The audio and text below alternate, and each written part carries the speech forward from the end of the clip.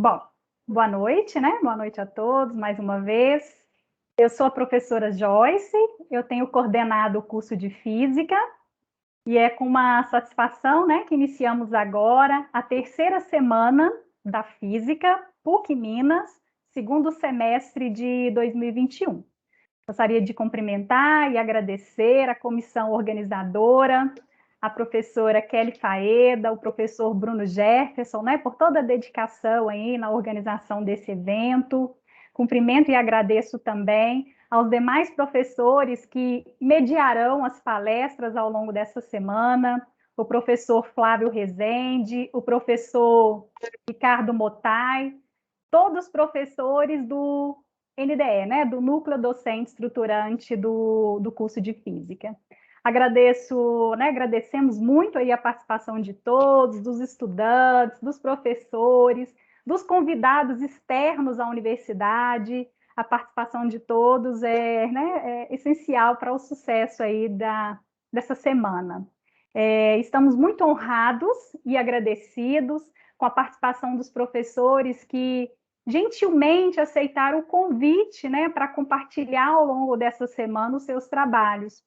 Então, hoje a gente está recebendo aí o professor Felipe Ghisoli, amanhã o professor Lucas Lacerda, na quarta-feira o professor Elvis Moreira e na quinta a professora Daniele Oliveira, né? Desde já aí agradecemos muitíssima a disponibilidade de vocês. E para iniciarmos, né, eu passo aí a palavra para o mediador de hoje, o professor Ricardo Motai. Muito bem, pessoal. Hoje vamos ter aí a palestra Pedagogia do Espanto com o professor Felipe Ghisoli. E aí o resumo qual é o papel do professor? Em um mundo moderno hiperconectado, onde quase qualquer informação está a um clique de distância, será que o principal papel do professor é ser um transmissor de informações? Vamos conversar um pouco sobre alguns desafios e oportunidades do mundo contemporâneo da docência.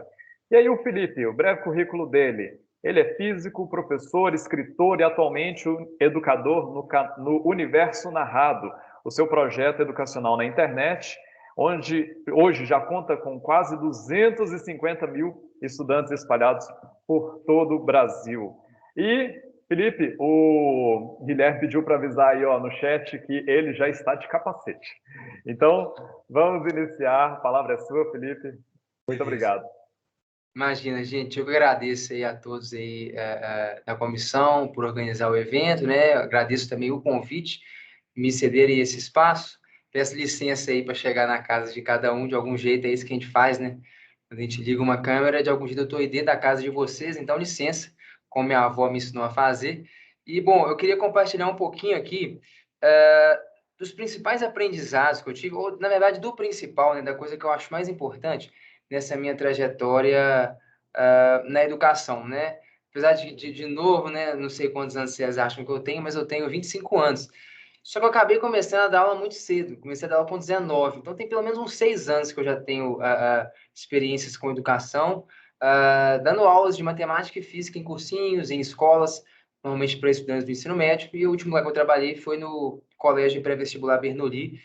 Dava aula lá tanto para alunos do pré-vestibular quanto para estudantes do ensino médio, né? Então, assim, de tudo isso que eu fui vivendo de lá para cá, eu fiquei pensando, cara, o que é o mais legal que eu posso transmitir para essa galera que quer se tornar professor, professora, para pessoas que estão cogitando, né, fazer um curso de licenciatura, estão cogitando esse caminho da sala de aula. O que eu tenho de interessante para passar para essa galera, né? E direto eu recebo nas minhas redes também muita gente perguntando isso. Cara, vamos tornar professor, qual é o melhor conselho que você pode me dar e tal? E eu queria promover, na verdade, uma reflexão. Não sei se eu vou dar conselho para ninguém aqui, mas eu queria apresentar um pouco da minha trajetória e promover uma reflexão para vocês que estão se tornando professores, do que eu acho que tem que ser o papel do professor, do que eu acho que é o meu principal papel hoje em dia, dentre as diversas funções do professor, né? Qual que eu acho que é a mais importante para esse mundo contemporâneo, principalmente diante desses desafios que a gente tem visto agora, né? Da pandemia. Então, enfim, vamos lá. Quero me apresentar um pouquinho antes de tudo, para que vocês me conheçam um pouco e, de algum jeito, o que eu quero apresentar para vocês está muito atrelado à minha experiência. Então, acho que faz sentido explicar um pouquinho a minha trajetória. Então, vamos lá. Como já me apresentaram, meu nome é Felipe Ghisoli, né? Sou aqui de Belo Horizonte mesmo, Minas Gerais. E a minha trajetória começou assim, cara. Eu estava fazendo uma faculdade de engenharia mecânica. Eu nunca tinha pensado, na real, em me tornar professor. Então, diferente de vocês que escolheram esse ofício, eu acho que esse ofício acabou me escolhendo. Então, eu tinha feito ali o primeiro período do curso de engenharia mecânica, e aí acabei meio sem querer esbarrando numa oportunidade de um processo seletivo que apareceu na minha frente para eu dar monitoria de matemática e física num cursinho, num curso pré-vestibular. E aí eu falei, pô, vou fazer esse negócio aí e tal, eu tava procurando um emprego, e aí eu fiz. Então, no final do primeiro período de engenharia mecânica, eu tava dando monitoria de matemática nesse cursinho. Aí depois disso, cara, eu fui avançando um pouco, né? Quando eu tava mais ou menos na metade do curso, era 50% engenheiro, eu já estava dando aula de matemática. Teve um amigo meu que eu conheci lá num cursinho que montou um curso para-vestibular e me chamou para dar umas aulas de matemática. Eu estava dando aula de matemática. A princípio, aquilo para mim era tipo, sei lá, cara, tipo um bico, não sei. Eu queria, tava estudando para ser engenheiro, aquele era um serviço que apareceu na minha frente. E aí Oi. para o ensino superior. Depois... Oi? Eu não consigo... Foi um erro. Foi um erro aqui, Felipe. Pode continuar. Alguém abre o microfone sem querer. Ah, tá. Achei que estava alguém falando. Mas, bom, beleza. Então, eu estava ali na metade do curso de engenharia mecânica e um conhecido meu que trabalhava comigo lá me chamou para dar aula de matemática no cursinho. Então, eu estava lá, cara, fazendo curso de engenharia. Nessa época, eu estava fazendo até um estágio na área da engenharia e tinha aparecido esse serviço aí, no qual eu estava dando aula de matemática também. Bom, beleza. Como é que foi minha trajetória daí em diante, né? Então, depois comecei a dar aula de física na própria escola onde eu trabalhava. Eles precisaram de um professor de física, falaram, cara, você tá aí e tal, você dá aula de matemática, você está estudando engenharia, você não sabe física também, não? E eu, particularmente, gostava até bem mais de física que de matemática. Falei, cara, vamos embora. Eu tava gostando desse negócio, tava gostando da educação. Na verdade, eu comecei a gostar quando eu tava mais ou menos no segundo, terceiro período do curso de engenharia. Mas pela inércia, né, velho, que vocês bem conhecem, eu fui me mantendo no curso de engenharia. Até que eu era 75% engenheiro mecânico, estava quase concluindo o curso, e eu acho que a quase totalidade das minhas experiências profissionais ao longo dessa trajetória tinham sido na sala de aula, tinham sido com educação, às vezes elaborando materiais didáticos, dando aula e tal, e eu percebi que realmente eu estava muito interessado nessa parada da educação. E aí eu saí fora do curso de engenharia, hoje eu fiquei ali só nos 75% mesmo da engenharia mecânica, e mudei para o curso de física, me formei em física lá na FMG, onde eu também estou cursando um mestrado hoje em dia, né? Estou estudando lá gravitação de laços. E, cara, o que isso tem a ver com, talvez, o que eu quero aqui apresentar para vocês, dentro dos desafios que eu acho que o professor enfrenta no mundo atual e as eventuais oportunidades que ele pode ter. Daqui a pouco eu vou voltar um pouco aqui e vou discutir como que eu encontrei oportunidades interessantes no meio dessa confusão toda aí, que foi a minha história. Mas, bom, beleza. Então, deixa isso um pouquinho aqui em stand-by. Daqui a pouco eu vou conectar com essa trajetória minha, mas isso aqui é uma apresentação e, por enquanto, deixa eu... tá. Atualmente também, né? Antes de colocar o questionamento principal, hoje eu saí de todas as escolas que eu estava trabalhando e estou focando 100% no meu trabalho na internet, em algumas coisas que estou escrevendo e nos cursos que a gente faz lá no Universo Narrado. Se alguém não me conhece, vocês vão ser muito bem-vindos lá. Só me procurarem nas redes sociais por Universo Narrado, beleza? Que é hoje onde eu coloco a maior parte da minha energia e do meu tempo, beleza? Bom, ok. Diante disso tudo, agora vocês me conhecem um pouquinho, uma trajetória um tanto quanto, sei lá, inusitada na educação, como eu disse. Às vezes eu tenho a impressão de que foi a docência que me escolheu e não o contrário. E, cara, uma pergunta que eu me fiz durante muito tempo era qual que era o papel do professor. Talvez por não ter tido a formação que vocês estão tendo, né? Tipo, eu não estudei, eu não me formei professor, eu não fiz um estudo formal para me tornar docente, né? Cara, eu estava quase me tornando engenheiro e eu estava usando a maior parte do meu tempo para dar aula de matemática e física. Então, essa era uma pergunta que me incomodava. Cara, o que eu tenho que fazer aqui? Qual que é a função do professor? Qual é o papel da aula, né? Ninguém me contou isso, cara. Eu não me formei para isso. Então, assim, essa é uma parada que me incomodava muito. E eu imagino que incomoda alguns de vocês, e se não incomoda, deveria incomodar, cara. Vocês estão se tornando professores. Eu acho que é interessante que vocês reflitam sempre sobre qual que é a função do professor, cara, e o papel principal que ele tem na sala de aula. Eu digo isso pelo seguinte, cara, eu penso que, assim, há uns bons anos atrás, e apesar de novo, eu vivi uma transição da era antes da internet e depois da internet, Não sei qual que é a idade aí da galera dos alunos e tal, mas certamente os professores, os colegas vão saber dessa era, cara, em que o conhecimento ele não era tão acessível assim. De algum jeito, me parece que o professor era como essa figura, cara. Ele era uma fonte de conhecimento. Eu lembro de eu moleque, velho, não tinha Google, não tinha internet nem discada ainda, e tinha umas Barças lá em casa, e a gente tinha que olhar as Barças lá para achar as informações e tal. Era um trabalho bem complicado, cara. O acesso à informação era bem mais difícil do que é hoje em dia. Então, eu acho que existiu, sim, um momento em que o professor ele era meio que a fonte de conhecimento, cara. Ele tinha estudado várias coisas, vários livros, várias informações que não eram tão acessíveis e ele transmitia isso para o aluno. Então, acho que tinha um papel muito importante no ofício do professor, que era um cara de acumular vários saberes e transmitir essa informação para o aluno. Uma informação que o aluno não acharia tão facilmente por si só, até porque se ele achasse, não faria sentido o professor estar simplesmente ser um mero transmissor de informações. Só que hoje não é assim, né, cara? E o modelo educacional mudou muito pouco, a sala de aula menos ainda, e eu acho que o papel do professor acabou ficando estagnado. Não muda o que mudou pra caramba. Então, essa é a reflexão que eu queria propor para vocês. Porque, assim, hoje, eu acho que se antes, né, o professor era a única fonte de conhecimento e a gente tinha que chegar até ele para beber, hoje me parece mais que a gente está no meio de um dilúvio, cara. E o professor tem que ajudar a gente a se guiar nesse caos. Como assim, cara? Hoje em dia, toda a informação está disponível aí. Hoje em dia a gente tem excelentes livros, um acesso muito fácil a esse material, apesar de que não é para todos, né, ainda mais no Brasil, não é a totalidade dos brasileiros que tem acesso à informação, mas falando, por exemplo, para vocês aqui, né, todos vocês têm, a gente está aqui, vocês têm acesso à internet, né, então, enfim, a gente está aqui fazendo uma transmissão ao vivo, então, enfim, a informação está disponível, cara, se vocês derem um Google aí, vocês têm uma infinidade de informações, livros, canais no YouTube, cursos, enfim, uma cacetada de coisa, velho, que está disponível a um clique de vocês. E, por exemplo, eu me questionava isso muito, cara. Quando eu estava dando aula, por exemplo, no ensino médio, eu ficava pensando, cara, que louco, tudo que eu estou transmitindo para esses alunos aqui já existe, cara. Já está disponível, já está escrito em livros, já está disponível na internet, no YouTube, sei lá mais aonde. Tipo, qual que é a minha função aqui, cara? Transmitir informações que já estão disponíveis, cara? Isso me incomodava muito, cara. Eu me sentia um impostor ali. Falei, cara, que louco, eu tô aqui escrevendo umas paradas e ensinando esses moleques um tanto de coisa que se o cara der um Google, ele descobre. Ele acha várias fontes, vários livros, vários canais, enfim, vários links, vários portais em que ele vai ter até muito mais informação do que eu vou conseguir transmitir nesses 50 minutos de aula. Eu ficava me questionando, cara, o que eu tenho que fazer aqui nessa sala de aula e tal? Então, eu acho que esse aqui é um jeito pictórico interessante da gente visualizar a coisa, né? O professor, enquanto um transmissor de informações, eu acho que teve um momento em que ele tinha esse papel, e há não muito tempo atrás, né? Eu acho que esse era um papel importante, era um papel importante do professor, mas eu já não acredito que hoje esse seja um papel do professor. No mundo em que a informação está facilmente disponível, eu não acho que a coisa mais importante que um professor tem a fazer é transmitir informações. E quase toda a informação está realmente por aí, cara. Provavelmente todo o conteúdo que vocês vão estudar no curso de física, eu posso dizer isso porque eu fiz o curso de física, você dá um Google e você acha, cara. Você acha livros, canais, materiais, você acha, cara. Então, assim, qual que é o papel da sala de aula? O que eu estou falando aqui, então, né? Esquece, o professor não serve para mais nada, né? O professor é mais um dos ofícios que vão ser extintos com o desenvolvimento da tecnologia. Não, cara, não acho.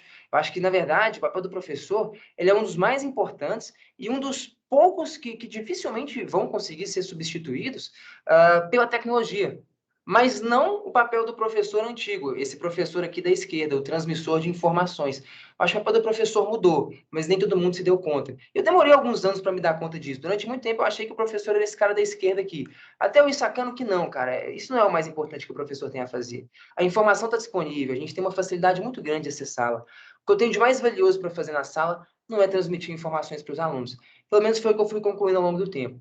Beleza, então qual que é o papel do professor, cara? Se não é ler um tanto de coisa e transmitir essas informações para o aluno, já que o aluno tem acesso a todas essas coisas que o professor teve, qual que é o papel dele? Dentre outros vários, né, eu queria provocar vocês diante de um que eu acho que é um dos principais e que eu acho que fica negligenciado, que ao longo dos anos, né, acabou sendo negligenciado. Bom, vamos lá. Tem um autor que eu gosto pra caramba, e li quase tudo dele, que é o Rubem Alves, cara. E olha o que ele escreve aqui. A tarefa do professor é a mesma da cozinheira. Antes de dar a faca e o queijo ao aluno, provocar a fome. Acho que isso aqui, eu não vou me lembrar exatamente se é nesse livro, mas tem um livro, provavelmente é de um livro que chama Pedagogia dos Caracóis, ou um outro livrinho dele que se chama Ao Professor com o Meu Carinho, caso alguém se interesse. Não lembro exatamente, mas enfim, eu lembro dessa citação dele. A tarefa do professor é a mesma da cozinheira. Antes de dar a faca e o queijo, o aluno provocar a fome. Tipo assim, basicamente, qual que é a analogia que eu quero fazer com vocês aqui? Cara, não faz sentido você comer se você tá sem fome, né? No caso da figura anterior, né? Vamos lá, cara. Esses caras aqui, eles não estão precisando de água, pelo contrário, eles estão se afogando na infinidade de informações que existem na internet, eles estão se perdendo diante delas. Para mim, o professor está muito mais parecido com um cara que vai guiar esses caras nesse caos maluco do que simplesmente ser a fonte que vai transmitir a informação para eles. O Ruben Alves coloca de um jeito diferente, né? Ele fala que o papel do professor é provocar a fome, cara. Dar a faca e o queijo não é a tarefa mais importante. Ele discorre no meio desse excerto dele aqui, ele fala, cara, na verdade, se você simplesmente despertar a fome na pessoa, meu irmão, ela acha os meios de obter comida, né? Tipo assim, o cara vai achar um jeito de caçar. Se você despertar o fascínio, a vontade do cara de comer um queijo, bicho, você não precisa dar o queijo para ele, saca? Ele vai atrás do queijo, e hoje em dia o queijo é fácil de acessar. Na era da internet, na era da informação, é muito fácil de acessar o queijo, né? Então, enfim, eu acho que isso aqui é muito interessante, cara. Me parece que a tarefa do professor é muito mais provocar a fome do que em dar um alimento, cara. Num mundo em que o alimento tá facilmente acessível, né? O conteúdo, a informação é facilmente acessível. Eu fiquei pensando muito sobre isso, cara. Quantas aulas eu não assisti que eram extremamente desestimulantes porque o professor estava transmitindo informações que eu já sabia que eram muito fáceis de serem obtidas, informações que, cara, lendo o livro eu consigo obter tudo que aquele cara está falando. Então, qual é o objetivo principal da aula? Eu acho que eu concordo um pouco com o Rubem Alves de que o objetivo principal talvez seja esse, cara, de provocar a fome. Porque eu acredito que o professor, quem falou isso foi o Galileu, acho que eu coloquei isso aqui, né? Então, daqui a pouco eu coloco isso, mas enfim, o papel do professor é muito mais, cara, despertar no aluno um interesse genuíno de estudar aquilo, do que simplesmente entregar informações que o aluno consegue acessar facilmente. Então, o papel do professor, ele mudou, e eu diria que ele, hoje em dia, adquire uma importância muito maior do que a de antes, cara. Porque, e é um trabalho mais difícil, para ser sincero, né? É um trabalho de despertar no aluno o desejo de estudar aquilo. Porque se você faz isso, beleza, cara. Ele está naquele dilúvio onde tem um tanto de informação. Se você conduzir ele ali por aqueles caminhos, ele consegue obter o conhecimento. Mas o primeiro passo, então, cara, que vem antes de tudo, cara, é você provocar o aluno, é você estimular ele, é você fazer ele despertar interesse naquele objeto de estudo, saca? Tipo, o aluno senta e fala, cara, por que eu tenho que estudar essa parada aqui? Tipo, porque é obrigatório, cara, porque essa disciplina você tem que fazer, você tem que fazer uma prova, você tem que mostrar que você sabe e tal. Tipo, cara, acho que isso não motiva ninguém, saca? Não sei vocês, cara, mas o meu interesse na física, tanto é que eu comecei a estudar muito física e dei aula cedo porque eu já sabia física, eu tinha estudado muitas coisas de física antes de entrar no curso de física. Na real, quando eu fui para o curso de física, eu já estava dando aula de física há uns 3 ou 4 anos. Então, enfim, de onde que veio esse meu interesse pela física? Não veio porque eu estava fazendo um curso, porque eu tinha que fazer uma matéria, porque alguém me obrigou a fazer uma parada, porque eu tinha que fazer uma prova. Não, cara. As coisas me fascinavam. Eu queria entender como é que o universo funcionava. Como eu acho que vários de vocês têm aqui um interesse genuíno na física. Entender como é que as coisas funcionam, como é que os planetas se movem, como é que a luz se comporta. Enfim, entender os fenômenos da natureza. Isso é a física, né, cara? A filosofia natural. O livro do Newton é esse, né? Princípio Matemática e Filosofia Naturalis, né? Princípios Matemáticos de Filosofia Natural. Os caras eram filósofos, cara. Ou seja, sempre o conhecimento da própria física começava onde? Na pergunta. Então, o papel do professor é muito mais estimular as perguntas, provocar os questionamentos, do que só dar as respostas, dar os fatos. As respostas, a informação, hoje, é facilmente acessível. Então, para mim, demorei alguns anos para sacar isso, mas eu fui entendendo que o papel principal do professor na sala de aula era causar o espanto nos alunos. E o Rubem Alves se intitulava isso, né? Um professor de espantos. Fazer o aluno se fascinar com alguma coisa, sem necessariamente responder todas as perguntas dentro daquilo, mas se você conseguir estimular ele a perguntar, a se interessar pelos questionamentos, cara, ele dá um jeito de achar o queijo. Se você despertou a fome no cara, ele vai atrás da comida, sacou? Tá fácil de achar comida hoje em dia. Esse é o ponto. Então, enfim, hoje em dia eu acho que um dos papéis mais difíceis e mais importantes do professor é despertar esse desejo e esse interesse genuíno nos alunos de estudarem aquilo. É construir narrativas que façam os alunos se fascinarem, se espantarem com aquilo e terem vontade de se aprofundar naquilo. Eu acho que essa é a parada mais importante do professor hoje. Porque, cara, sinceramente, você se formando, Tudo, é 100%, cara. 100% que vocês forem ensinar, por exemplo, no ensino médio, já existe, velho. Há um clique de qualquer cara, beleza? Todo mundo pode acessar um livro muito legal, um curso, uma aula, uma videoaula. Tudo que vocês vão ensinar já tá aí, cara. Então, o papel do professor é continuar reproduzindo, cara, de forma mecânica, várias aulas repetidas que já foram dadas infinitas vezes. E hoje o cara pode dar um play e assistir. Não, acho que não, cara. Eu acho que a parte mais importante é realmente resgatar no aluno o interesse de sacar aquilo. Eu acho que só o professor consegue fazer isso. Então, enfim, como eu estava dizendo, de algum jeito, né, é isso que o Rubem Alves, eu estou só me apropriando dele, né? Acho que ele não dá um nome para isso, mas ele fala sobre essa coisa, que eu estou dando o nome aqui de pedagogia do espanto, é essa ideia de que o papel do professor, cara, é causar o espanto, o interesse, o fascínio. E, sinceramente, as melhores aulas que eu dei, onde eu consegui que os alunos, que os estudantes se engajassem naquilo, se interessassem naquilo, se dedicassem, se debruçassem em estudar aquilo, para muito mais do que fazer uma prova, mas para aprender e entender como é que era o funcionamento das ideias, foram aulas em que eu consegui construir alguma narrativa que eu conseguisse causar esse espanto nos estudantes. Que eles falassem, caraca, mas que foda, nossa, que ideia maluca, de onde que vem isso aí e tal. E aí, enfim, muitas vezes eu nem concluía o raciocínio, porque o papel principal aqui não é entregar as respostas, mas estimular o questionamento. É claro que tem diversos desafios dentro disso aqui que eu estou falando, porque dentro da sala de aula você tem diversos compromissos e obrigações curriculares que não te dão tanto espaço para isso. Mas o que eu estou colocando é o que eu acho que é o mais importante que tem que ser feito, ainda que não tenha tanto espaço para tal. E como eu disse, é um desafio, cara. Eu acho que é sim uma das coisas mais importantes que o professor tem que fazer, mas também uma das mais difíceis. Primeiro que é difícil, cara, você conseguir resgatar nos alunos o interesse por aquilo. É muito difícil. E também é difícil dentro das várias obrigações que o professor tem em cumprir um cronograma e uma grade curricular e tal. Mas por mais difícil que seja, hoje, para mim, dando aula há alguns anos, tendo passado por escolas, por cursos pré-vestibular, e dando aula na internet há alguns anos, para mim essa é a parada mais interessante, cara, porque ninguém aprende nada por obrigação, cara. A gente aprende as coisas que a gente gosta, as coisas que a gente se interessa. Talvez muitos de vocês conheçam aqui o Feynman, o físico, né? Eu estava lendo um livro do Feynman que se chama Surely You Are Joking, Mr. Feynman. Tem uma tradução portuguesa, eu acho que é o Senhor só pode estar brincando, Senhor Feynman. É tipo um cara que escreveu uma pequena biografia do Feynman, não é escrito pelo Feynman, não. Mas, enfim, tem um relato no livro em que o Feynman conta que ele queria chutar o balde da física. Ele falou, cara, cansei disso da física, velho. Tô de saco cheio, não tô conseguindo produzir, tô meio que numa estafa, tô estagnado, a coisa não vai para frente. E ele pensou, foi a época que ele começou a estudar arte, desenhar, não sei se vocês já viram, mas o Feynman desenhava pra caramba. Foi mais ou menos nessa época em que ele começou mais a se interessar e se engajar com a arte, porque ele estava desinteressado na física. E ele conta que ele estava numa universidade que ele dava aula, na época, se eu não me engano, era a própria Caltech já, e ele fala que lá no pátio, um estudante foi e jogou um prato de plástico para o outro, que é o movimento do frisbee. Não sei se vocês já tiveram a oportunidade de resolver esse problema, né? Equacionar as equações de Euler e tal. Mas, enfim, ele fala que ele vê o frisbee girando, e aí o prato vai oscilando, na mesma medida em que o prato gira em torno do próprio eixo. Ele fala que ele achou aquilo interessante, pegou um guardanapo, começou a montar as equações, resolveu, descobriu que a frequência com que o prato gira é o dobro da frequência com que ele rotaciona em torno do próprio eixo. Ele fala, pô, que louco, velho, que maneiro e tal. E aí conta que ele chega lá, bate na porta de um colega de sala dele, de um outro professor que tinha uma sala ao lado da dele, e fala, cara, olha que louco, velho, um aluno jogou pro outro um prato e tal, eu questionei, descobri como é que funciona o movimento, etc. Olha que massa as equações e não sei o quê, o resultado, como é que o movimento funciona. Aí o cara vai falar, pô, Faima, massa, cara, legal e tal, mas pra que serve isso aí? Por que você está dando isso? Ele vai falar, cara, pra nada, mas eu fiz porque isso aqui é divertido, isso me diverte. E aí ele conta no livro que, cara, a partir daí, ele fala que ele lembra por que ele começou a estudar física. Fala, cara, eu comecei a estudar física porque isso aqui era divertido, cara. Eu achava interessante, eu achava fascinante, eu queria entender as coisas. E chegou um tempo que a física foi ficando muito maçante, muito chato, eu me perdi em meio às diversas obrigações e compromissos que eu tinha com a física e ela acabou ficando sem graça.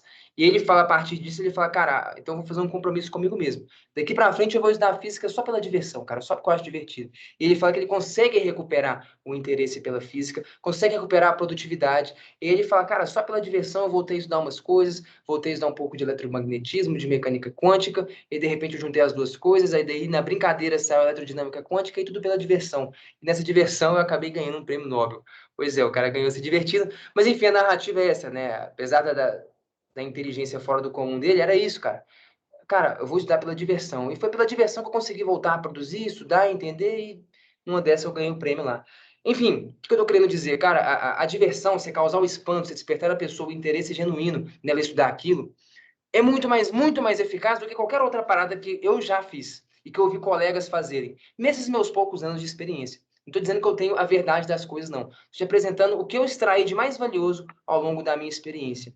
Eu já tive, enfim, contato com vários professores, já dei aula em grandes escolas, e de tudo que eu já vi, cara, eu nunca vi nada mais eficiente para fazer com que um aluno se engaje, se debruce em estudar e aprender alguma coisa, do que causar nele o espanto, do que fazer ele se interessar por aquilo, porque ele passa a estudar aquilo pela diversão, pelo fascínio, pela vontade de saciar a fome. Primeiro você desperta a fome no cara, e daí ele vai ter que matar a fome, cara. Sacou? Então, é isso, assim, em alguma medida, causar esse espanto é o papel mais importante que eu acho que, enquanto professor, eu tenho que executar na minha trajetória. Porque eu acredito também, cara, genuinamente, essa aqui é uma citação do Galileu, em que ele diz que não se pode ensinar nada a um homem, só é possível ajudá-lo a encontrar a coisa dentro de si.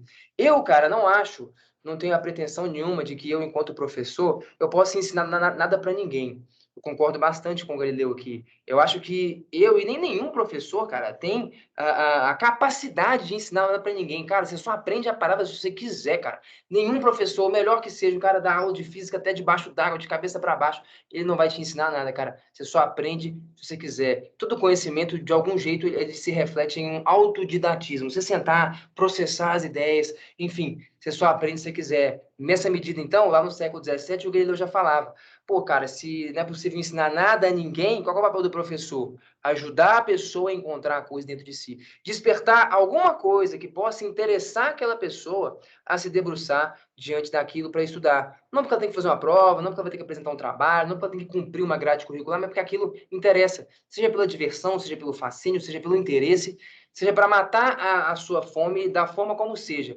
Mas uma vez que você desperta a fome, pô, a pessoa vai ter que correr atrás do alimento. E nessa medida, eu acho que isso é ajudar a pessoa a encontrar a coisa dentro de si. É achar o que naquilo pode despertar interesse no aluno, né? E arrancar aquilo de dentro dele, causar esse espanto, despertar esse fascínio. Porque daí, cara, o jeito de aprender sai mais ou menos que por senso comum, né? O Feynman fala isso, né? Ele fala, cara, descubra por que você quer que o aluno aprenda a parada. O jeito de ensinar vai sair mais ou menos por senso comum. E eu acredito muito nisso, cara. Se você consegue arrancar de dentro do aluno essa parada aqui, de entender por que você quer que ele aprenda aquilo, de arrancar de dentro dele esse interesse, esse fascínio, essa fome de entender alguma coisa, alguma lei física, porque aquilo tem algo mais profundo a dizer da natureza do que simplesmente o aluno ir lá e fazer uma prova, eu acho que é realmente a forma mais eficaz de engajar o aluno em aprender alguma parada e se debruçar diante daquilo. Então é isso que eu estou dando nome aqui, parafraseando de algum jeito o Rubem Alves e trazendo algumas ideias aqui até do Galileu, de pedagogia do espanto, cara. O que eu acredito ser realmente o papel principal do professor. Não ensinar nada a ninguém, eu não acho que o professor tem essa capacidade, eu pelo menos não acho que eu tenho essa capacidade. Acho que a gente tem capacidade de despertar nas pessoas interesse, fascínio, fome diante daquilo. E aí a pessoa que sacia a sua própria fome. Então, né, você até pode dar o alimento para ela depois que você despertou a fome, mas é a pessoa que está comendo, sacou? O processo ele é autônomo, ele é individual. O processo da construção do conhecimento ele é individual, cara. É claro que o professor tem um papel super importante nisso. Dentre eles, eu estou citando aqui para vocês o que eu acho que é o mais importante, cara. Causar fome. Porra, daí, bicho, beleza. O aluno busca alimentar e matar essa fome, que é construir o conhecimento, se interessar por ele, se engajar no processo. E é isso, cara. Eu penso assim, se vocês estão aqui no curso de física, certamente vocês compartilham em alguma medida pelo fascínio da física, né? Pela beleza das leis do universo, em conseguir descrever fenômenos por linguagem matemática. Essas coisas devem interessar e fascinar vocês. E por que não acontece com a maior parte dos estudantes, né, cara? A maior parte dos estudantes acha a física extremamente desinteressante. No meu ensino médio, eu mesmo achei muitas vezes. Eu acho porque, eu acredito hoje em dia, refletindo sobre o tema, que em boa medida é porque o mundo mudou demais e a escola insistiu num papel do professor que já está meio ultrapassado, que é o transmissor de informações, num mundo onde as informações estão todas por aí. Talvez se o professor estivesse focando em causar o espanto, em ser um professor de espantos, em despertar no aluno o interesse, a vontade, a importância, o fascínio em se estudar aquilo, talvez a coisa fosse diferente, as pessoas poderiam sair talvez achando física difícil, mas não chato, não sem graça, porque isso a gente sabe que não é, apesar de que para a maior parte das pessoas a perspectiva não é essa. Beleza? Bom, o que mais? Peraí que acho que travou aqui. Bom, é mais ou menos por aqui. Eu queria fazer uma apresentação até um pouco curta, para que a gente pudesse trocar algumas ideias. Queria agradecer a atenção de cada um de vocês, dos estudantes, também da comissão, pelo convite. Como eu disse, se quiserem me encontrar, Universo Narrado, vocês me encontram nas redes, na internet. E, bom, acho que é isso. Espero que a gente possa trocar algumas ideias aqui ainda sobre essa pedagogia do esporte. Obrigado, gente.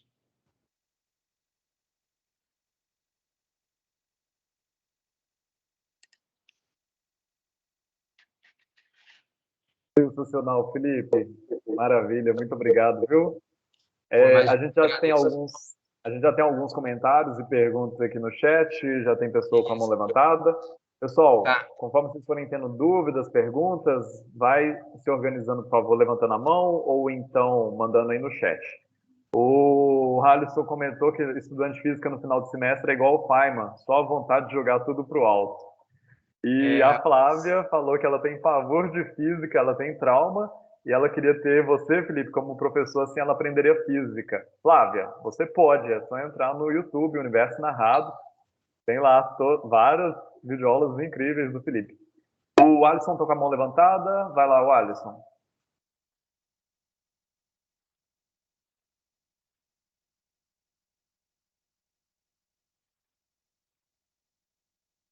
O Alisson, você está com a mão levantada, você quer fazer a pergunta? Estão me ouvindo? Agora sim. Sim. Prazerão, Felipe. Eu adoro seu canal. Antes de fazer física, eu comecei a assistir seu canal. Então, assim, você foi uma grande influência, né, também junto com meus outros professores, né? A gente está num curso de licenciatura, né? Então, a gente acaba que acompanha algumas discussões sobre educação. E hoje em dia, né, a gente vê muitas discussões sobre metodologias ativas, né, processos construtivistas e tal, dentro da relação ensino-aprendizagem. E, assim, como estudante de física, eu sinto frequentemente, né, que falta um pouco da abordagem da questão da matemática, dos formalismos necessários. Como que você enxerga que é possível fazer essa abordagem construtivista, participativa do aluno, que torne a aprendizagem significativa e ainda assim a gente ter o lado matemático ali muito do lado, né? Porque a linguagem da física, né? É a ferramenta, não tem como se fazer física sem fazer matemática, sem o mínimo de funções, esse tipo de coisa. E a gente vê hoje muito frequentemente essa ideia da física sem matemática, né? Uma física mais conceitual e tal, essas coisas assim. É lógico que é interessante, mas a gente também precisa, inevitavelmente, da matemática, não tem como. Como que você vê que é possível a gente fazer esse processo, né, de um ensino participativo, construtivo, e, simultaneamente, estar com a nossa ferramenta principal de trabalho ali junta, de maneira interessante, né? Tá. Pô, legal, Alisson. Valeu aí, cara, pela pergunta. Prazer te conhecer também. E, bom, tentando passar aqui pelo principal do que você disse, cara, eu acho que esse aí com certeza mais um dos desafios, né, do professor de física, porque quando você está dando aula de física, você pressupõe que o aluno domina a linguagem básica que você usa para fazer a física, que é a matemática, cara, e não tem como. Talvez algum colega discorde de mim, mas, cara, para mim, do século XVII para frente, não tem como fazer física sem matemática mais não, cara. Na época do Aristóteles até dava. Você pegar aqueles livros de física do Aristóteles, eles eram meio que um tratado filosófico. Agora, o Galileu, cara, enfiou matemática na coisa. Né? Você mesmo citou, e o Galileu tem essa citação, né? O universo foi escrito em linguagem matemática, e a gente precisa compreender os seus caracteres para entender a linguagem de Deus. Meu irmão, aí Galileu, século XVII, depois Newton, matematizou a parada inteira. Então não tem como, os caras meio que sacaram ali e falaram, bicho, que doideira, que essa citação do Galileu, cara, a parada tá escrita em linguagem matemática. Os caras meio que estavam decodificando a natureza ali e começou com Galileu em sacar que, meu irmão, a linguagem que melhor descreve os fenômenos é a matemática. E dali para frente não tem mais volta. Realmente a física é escrita em linguagem matemática e sem matemática não dá para fazer muita física não, cara. Vira só uma filosofia, que é o que era antes dos caras, né? Que é o que era na época do Aristóteles. Claro que existe essa parte conceitual, nem tudo é matemática, mas sem a matemática você não vai para frente. Então, para mim, é impossível, cara, falar de qualquer transmissão de conteúdo profundo e significativo de física sem matemática, tá? Então, eu não acredito muito nessa parada muito, pô, uma física conceitual, uma abordagem sem matemática. Acho que isso pode ser interessante, cara, mas, assim, isso é muito limitado, sacou? É muito limitado mesmo. Então, enfim, eu sou lá adepto, eu sou galileano. Eu tô lá com o Galileu, o primeiro relativístico, de que, cara, a parada é esse que tem linguagem matemática, a linguagem básica é essa. Então, esse é só mais um desafio, cara, que o professor de física enfrenta, e é um desafio em tanto, os colegas aí certamente sabem, quando você entra numa sala de aula, velho, e se dá conta que a galera não sabe nem o básico de matemática, porque aí é uma outra discussão que a gente pode fazer num outro momento, né?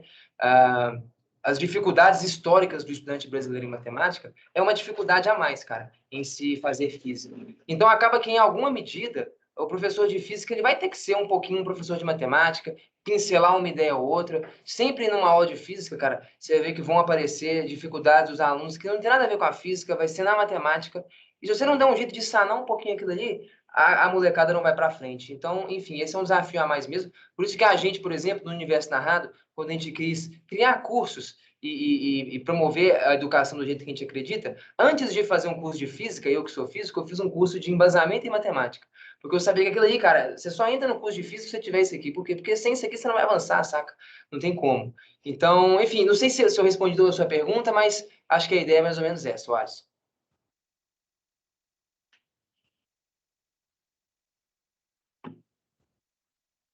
Beleza. Ó, tivemos vários comentários aqui no chat falando, né, elogiando, agradecendo, parabenizando. O professor Flávio comentou, vários alunos também. E aí depois tivemos uma pergunta do Gabriel. Felipe, muito obrigado pelas palavras, satisfação em ver a sua apresentação. Queria saber sobre suas pesquisas em gravidade em laços. Poderia falar um pouco sobre essa área? Minha pretensão está relacionada a isso. O que você acha sobre os blocos de construção fundamentais do universo? Existem construções além da escala de Planck? Porra, caramba. Pesado. Deixa eu só ver aqui. Eu consigo acessar esse chat aqui? Deixa eu ver. Então, Ah, se tá. você Encontrei conseguiu? aqui no canto. Ótimo. Deixa eu Show. ver. Beleza. Cara, legal. Ô, Gabriel, então, cara, aqui, ó, deixa eu só ler de novo aqui, então, uma pergunta que foi meio longa, queria saber. Ó, Gabriel, o que eu posso dizer, para não ficar muito denso e muito técnico, porque não é a ideia a gente começar a falar de gravitação quântica de laços aqui, mas o que eu posso dizer é que essa é uma área extremamente densa em matemática, cara. Antes de começar a estudar isso aí, você tem que estudar muita matemática. Geometria diferencial pra caramba, tensores, álgebra tensorial, que é a estrutura básica para você começar a falar de relatividade geral e de teoria de laços, por exemplo, né? A teoria de laços, né, só de modo bem, bem amplo assim, né? Não sei se todo mundo sabe, mas vamos lá. As duas grandes teorias que a gente tem na física hoje é a relatividade geral e a mecânica quântica. E, em alguma medida, elas são meio que incompatíveis. Quando a gente vai para escalas subatômicas, a relatividade geral não funciona tão bem. Enfim, tem essa busca dos físicos, né, de unificar essas duas grandes teorias. E a gravitação quântica de laços é uma delas, né? A gravitação quântica de laços, ela tenta quantizar o campo gravitacional. Então, enfim, o que eu posso dizer um pouquinho sobre a trajetória aqui, tá, Gabriel? É que uma trajetória que exige um background matemático denso pra caramba, né? E acho que é legal que conecta um pouco a pergunta do Alisson. Cara, meu irmão, sem uma cacetada de matemática, você nem começa a conversar sobre isso, saca? E é por isso que eu não vou adentrar mais aqui, tá, Gabriel? Porque é uma parada muito técnica e muito matemática. Eu acho que essa ideia ô, Gabriel, desculpa, cara, eu vou pular um pouquinho sua pergunta, porque você perguntou um negócio que é legal. O que eu acho sobre blocos de construção fundamentais do universo? Mas, bicho, acho que eu poderia ficar aqui 50 minutos e a gente falar uma aula só sobre isso. Então, acho que isso aí rende muito por si só, e eu só não vou entrar aqui nesse detalhe de assunto, porque eu acho que vai estender demais e não é tanto o foco da nossa conversa aqui. Beleza?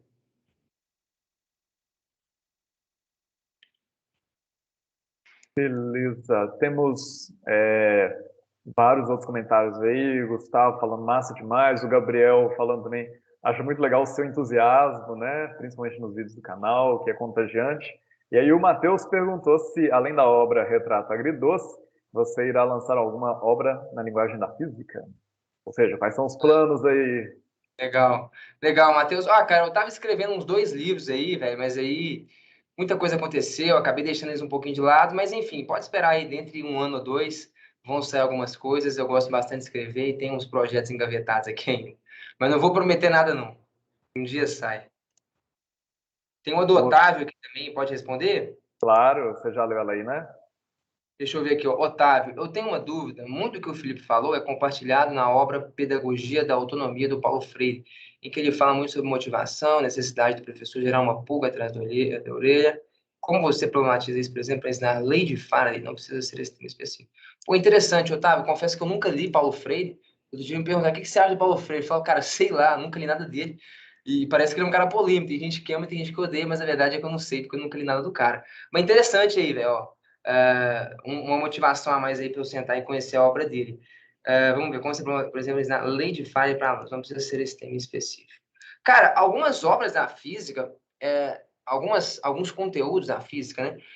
Eles são um pouco abstratos mesmo, sabe? Mas eu acho, tá, Otávio, que para qualquer coisa, cara, absolutamente qualquer coisa, essa é a postura do professor, cara. Seja para lei de Faraday, para gravitação, para qualquer parada. Então, por exemplo, lei de Faraday, bicho, antes da lei de Faraday, esquece. Estuda um pouquinho de história da ciência. Por que o Faraday fez para descobrir aquilo?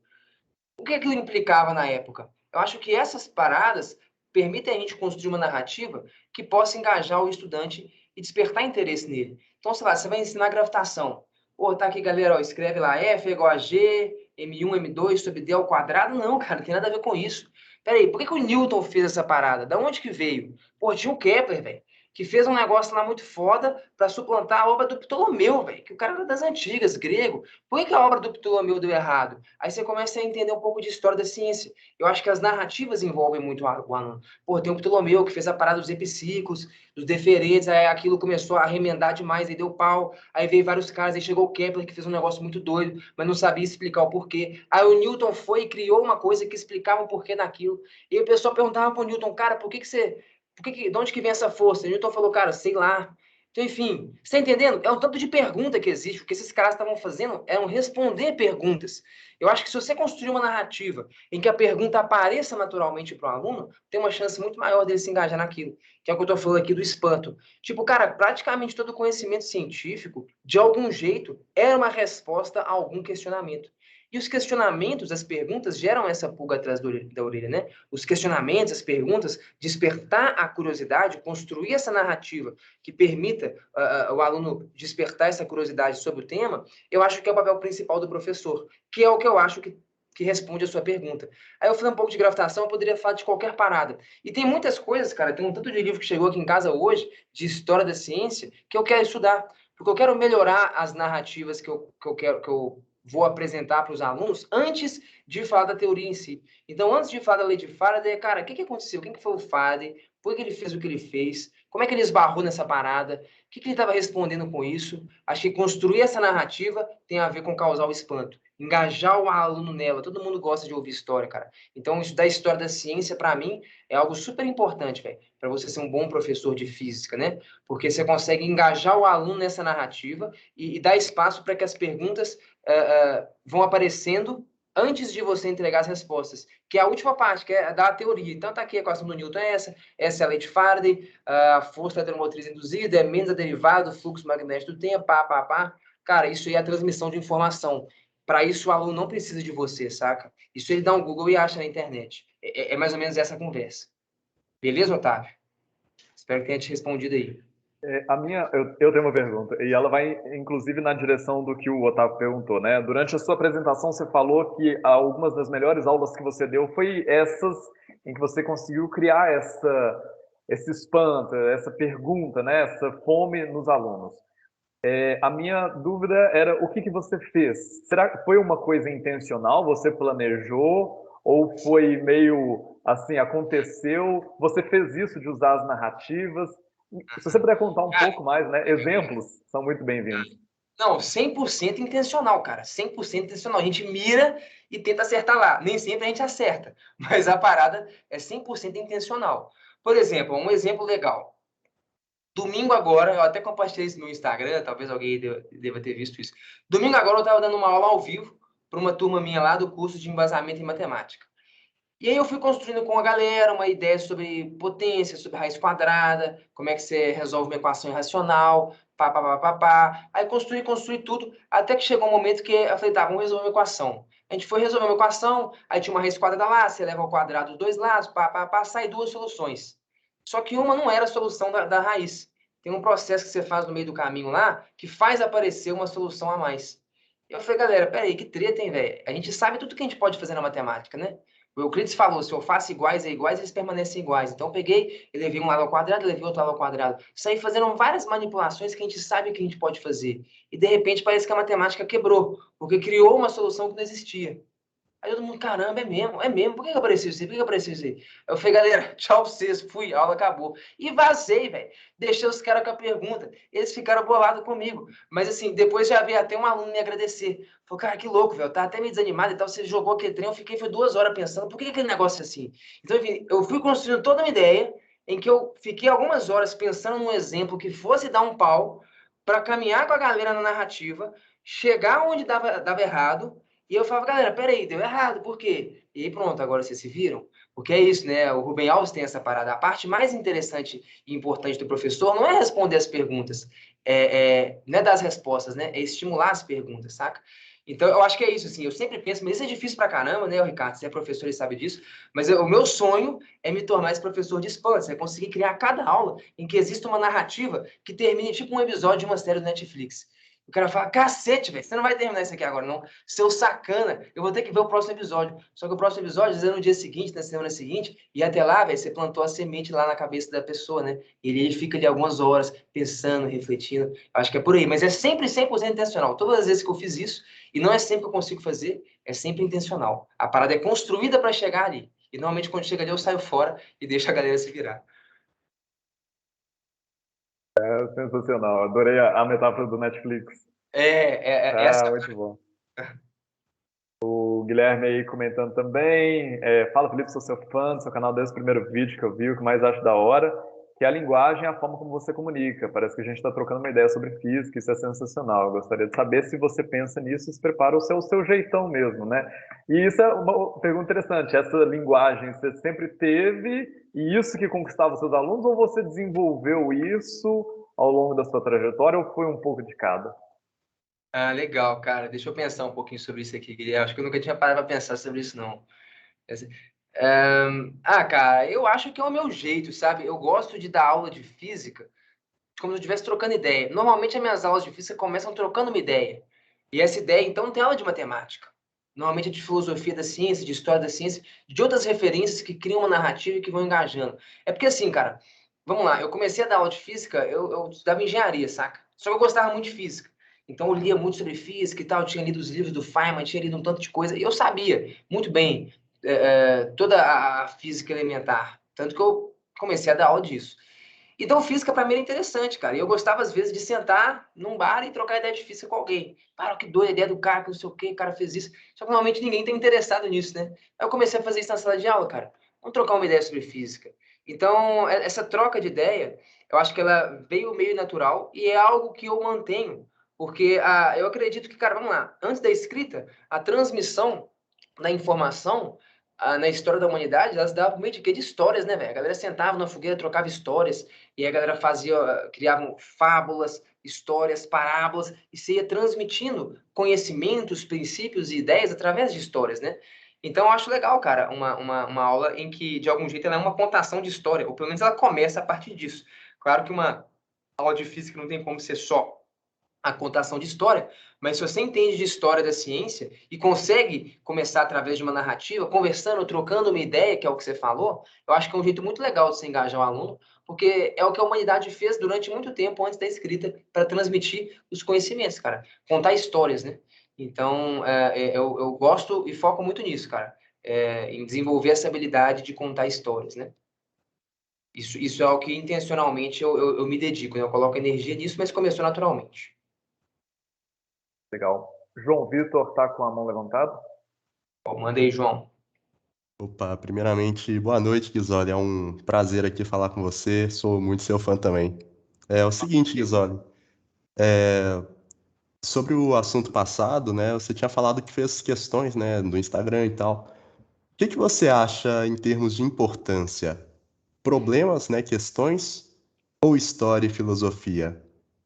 Ou, por exemplo, existe uma importância no tempo de aula? Ah, História no começo e os problemas deixa para depois. Ou isso é inversível? Você pode inverter. Ah, tá. Cara, eu acho que assim, depende do que você está ensinando. Tem coisas que eu, por exemplo, e depende do seu arcabouço, né? Eu sou um cara que eu tenho muitas referências, cara, de literatura, de filosofia da ciência e de história da ciência, que eram coisas que eu estudei. Antes de eu sair da engenharia, a minha dúvida era se eu ia fazer física ou filosofia. Eu fiz um tempinho de filosofia, estudei bastante filosofia da ciência, então eu tenho essas referências e são coisas que eu gosto. Eu tenho muitas coisas, velho, que eu tenho narrativas legais para trazer na sala de aula, falando de filosofia da ciência, de história da ciência. São coisas que eu estudei e estudo até hoje. E tem coisas que eu não sei, cara. Tem aulas de física que eu não sei começar com história nenhuma, por pura ignorância minha. Eu tenho que estudar mais. Mas, enfim, aí talvez eu acho outro jeito de engajar os alunos. Eu crio, invento uma narrativa, tipo esse exemplo que eu citei aqui agora para o Ricardo. Era uma aula puramente de matemática, eu não sabia a história por trás daquelas equações, mas eu dei um jeito de construir uma narrativa em cima do raciocínio que desaguava numa pergunta que eu tinha a intenção, eu tinha intenção intencional, né? Eu criei aquele momento de que aquela pergunta ia despertar interesse no aluno. Então, acho que depende muito, cara. Eu acho que a narrativa nem sempre precisa ser uma narrativa real. Não estou dizendo pra você inventar coisa, mas no sentido assim, se você sabe de história da ciência, legal, cara, envolve o aluno naquele contexto histórico, filosófico, de onde que surgiu aquilo, isso é interessante. Se você não sabe, cria uma narrativa legal que deságua naquilo, que é o meu exemplo aqui da equação que eu falei. Eu criei um contexto de ir construindo um raciocínio até chegar num problema em que eu jogava uma pergunta e deixava a galera engajada naquilo. Então, acho que depende muito, cara. Vai do estilo de cada um, sabe? Talvez você tenha outros interesses que eu não tenho. De vez em quando eu trago um pouquinho de literatura. Já teve aula de física que eu trazia um poema do Manuel de Barros, eu lia um trecho do Dostoiévski, porque eles me davam um contexto para discutir alguma coisa de física. Mas essas são referências minhas, sacou? Você tem as suas. E aí, talvez você gosta, certamente você gosta de outras coisas, você sabe outras coisas muito mais do que eu. E talvez essas coisas, participando da sua personalidade, elas vão muito mais naturalmente, né, servir de matéria bruta para você trazer essas narrativas e engajar os seus alunos ao seu modo, saca?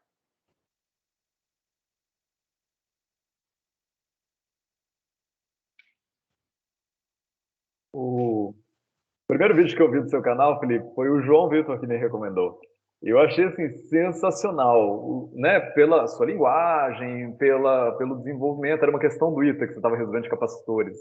Ah, tá. E aí a outra pergunta que eu queria te trazer, como é que foi essa sua história com o YouTube, né? Com redes sociais e tudo mais? Então, né? Como que você começou? E se você recomenda, aqui temos vários licenciados em física, né? Se você recomenda se você acha que é interessante que os professores tenham canais no YouTube, por exemplo. Você acha? Legal. Pô, legal, Ricardo. Eu comecei o canal no YouTube muito cedo. Eu tinha 18 anos, eu tinha me formado no ensino médio, e aí eu ia ingressar na faculdade de engenharia, na época eu estava numa greve, e ia demorar uns 5 meses para começar a faculdade. E eu estava meio que de bobeira e tal, pô, vou criar um canal no YouTube. Porque eu já tinha me frustrado muito com a escola, ao me formar no ensino médio, e perceber que eu tinha grandes lacunas em matemática, em física, várias coisas que eu não sabia. E aí eu aprendi muitas coisas, porque na época eu decidi estudar para o ITA. Eu queria fazer engenharia no ITA. Eu comecei a estudar umas coisas mais aprofundadas de matemática por conta própria. Aprendi umas coisas legais, várias coisas que eu não tinha estudado na escola. E eu criei o canal com o intuito de colocar algumas aulinhas de matemática e física, que eram as aulas que eu gostaria de ter assistido no ensino médio. Meio que tipo assim, sei lá, cara, eu queria ter assistido essas aulas, na minha escola não teve, talvez em muitas escolas não existam. Vou gravar umas aulinhas legais, com umas coisas que eu não vi, que eu acho que pode ser legal colocar. Eram as aulas que eu gostaria de ter assistido. Então, assim, aí eu criei e produzi muito naqueles primeiros 6 meses e ficou um pouco parado o canal, sabe? Tipo assim, ao longo da minha graduação, eu estava me formando, trabalhando, fazendo outras coisas, eu publicava bem esporadicamente no canal. Nunca foi um trabalho, era mais um hobby. Para mim era legal. Às vezes lá também eu tinha a liberdade de dar as aulas que eu não conseguia dar na sala de aula tradicional, pô. Porque eu tô falando isso aqui com vocês, cara, mas hoje eu tenho um privilégio, que é o fato de que eu dou aula, vamos dizer, na minha escola. Pô, eu vivo do meu canal, eu dou aula, então lá é a aula que eu quero dar, sacou? Muitas vezes você não vai conseguir dar essa aula. E para mim, então, o canal era isso, cara. Era uma válvula de escape, de falar de coisas legais que às vezes eu não tinha tempo na sala de aula tradicional. Só que acabou que depois de um tempo, tem uma época que eu decidi deixar o canal de lado, porque dá muito trabalho, exige muito tempo, muito investimento, muita dedicação. E chegou um momento que eu falei, cara, não tá compensando, eu tô trabalhando demais nesse negócio e tal. É um hobby muito oneroso e que demanda muito tempo. E aí outras coisas vão aparecendo, fazendo um mestrado, trabalhando aqui e ali, falando, não vai dar tempo de fazer isso. Então, uma época eu quase deixei o canal de lado. Até o momento que virou uma chave na minha cabeça, eu falei, não, cara, eu vou tentar viver dessa parada aqui, que é o que eu faço hoje. Então, assim, para quem está nos escutando aí, se eu recomendo ou não criar um canal, cara, eu nem incentivo e nem desincentivo.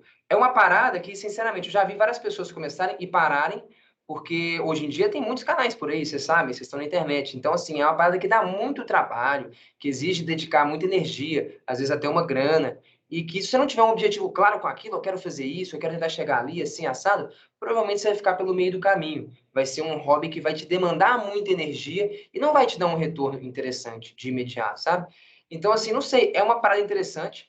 Hoje eu vivo disso e isso é super legal. Eu consigo criar projetos que, de algum jeito, transmitem o que eu acredito sobre educação. Isso é muito legal, mas não é uma parada simples. Então, assim, tenham em mente, eu ia chegar nisso, eu acabei esquecendo de falar nisso, né? Essa é uma oportunidade legal dentro desse mundo conectado hoje, né?